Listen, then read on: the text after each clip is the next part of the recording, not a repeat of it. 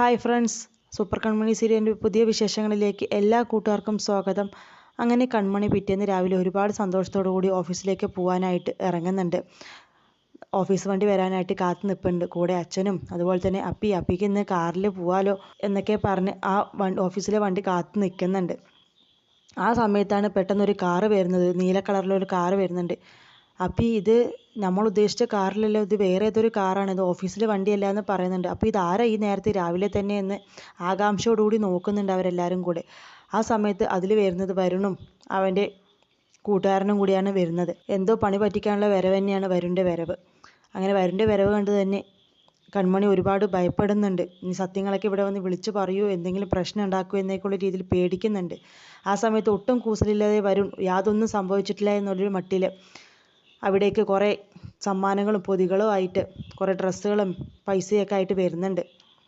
ഇത് കണ്ടത് അമ്മായിമാർ ഓടിച്ചാടി വീഴുന്നുണ്ട്. നല്ലോണം തന്നെ സൽക്കരിക്കുന്നുണ്ട് വരുണിനെ. അങ്ങനെ ആ അരുണിനോട്, അരുൺ ഇതാണ് ഞാൻ കല്യാണം കഴിക്കാൻ പോകുന്ന പെണ്ണ് എന്ന് പറഞ്ഞ് പരിചയപ്പെടുത്തി കൊടുക്കുന്നുണ്ട്. ആ സമയത്ത് അവൻ ചോദിക്കുന്നുണ്ട്, എന്താ കൺമണി, എന്നെ അറിയോ, എന്നെ ഓർമ്മയുണ്ടോ, തൻ്റെ കൃഷി സാറിന് സുഖമില്ലേ എന്നൊക്കെ ഉള്ള രീതിയിൽ ആക്കി ചോദിക്കുന്നുണ്ട്. അങ്ങനെ കൺമണി അതിനൊന്നും ഉത്തരം പറയാതെ മാറി നിൽക്കുന്നുണ്ട്. പിന്നീട് വരുൺ നമ്മുടെ കൺമണിയോട് ചെന്ന് പറയുന്നുണ്ട്, എടി ഇനി ഞാൻ നിന്നെ വെറുതെ വിടാൻ ഉദ്ദേശിക്കുന്നില്ല. നീ എന്നെ ഇത്രയും കാലം പറ്റിച്ചില്ലേ, ഇനി എൻ്റെ ഊഴമാണ്. ഇനി ഞാൻ അടിക്കുന്ന അടിയിൽ നീ വീണിരിക്കും എന്നൊക്കെയുള്ള രീതിയിൽ നമ്മുടെ കൺമണിയെ ഭീഷണിപ്പെടുത്തുകയും പേടിപ്പിക്കുകയൊക്കെ ചെയ്യുന്നുണ്ട്. പിന്നെ കൺമണി 2 ദിവസം കഴിഞ്ഞാൽ നമ്മുടെ കല്യാണമാണ്. പോലീസിൻ്റെ പ്രൊട്ടക്ഷനോട് കൂടിയിട്ടായിരിക്കും നമ്മുടെ കല്യാണം. ഞാനത് പറഞ്ഞ് ശരിയാക്കിയിട്ടുണ്ട്. ഇനി പോലീസിൻ്റെ അനുവാദമില്ലാതെ ആരെങ്കിലും ആ മണ്ഡപത്തിലേക്ക് കയറിയാൽ പിന്നെ അറിയാലോ, നടക്കാൻ പോകുന്നത് വേറൊരു വെടിക്കെട്ടായിരിക്കും എന്നൊക്കെ പറയുന്നുണ്ട്. കൂടാതെ അമ്മായിമാരെയും ഈ ഒരു സാഹചര്യത്തിൽ സോപ്പിടാനായിട്ട് അവർക്ക് കുറേ സാരിയും ഡ്രസ്സുകളൊക്കെ ആയിട്ട് അവരെ ചെന്ന് കാണുന്നുണ്ട് വരുണ്. അങ്ങനെ അവർ ഒരുപാട് സ്നേഹവും വാത്സല്യവും നമ്മുടെ വരുണിനോട് കാണിക്കുന്നുണ്ട്. അവരതിൽ വീഴുന്നുണ്ട് വരുൺ സോപ്പിടുന്നതിൽ.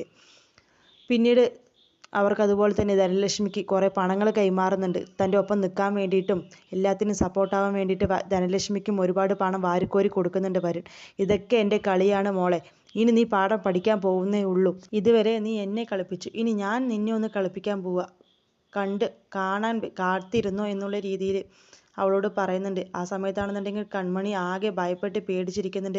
എല്ലാ പ്രതീക്ഷകളും കൈവിട്ട് പോകുകയാണല്ലോ ഈശ്വര, ഇനിയിപ്പോൾ എന്ത് ചെയ്യും, കാര്യങ്ങളൊക്കെ കൈവിട്ട് പോകുമോ എന്നുള്ള ആശങ്കയിൽ കരഞ്ഞ് നിൽക്കുന്ന ഒരു കൺമണിയാണ് കാണിക്കുന്നത്.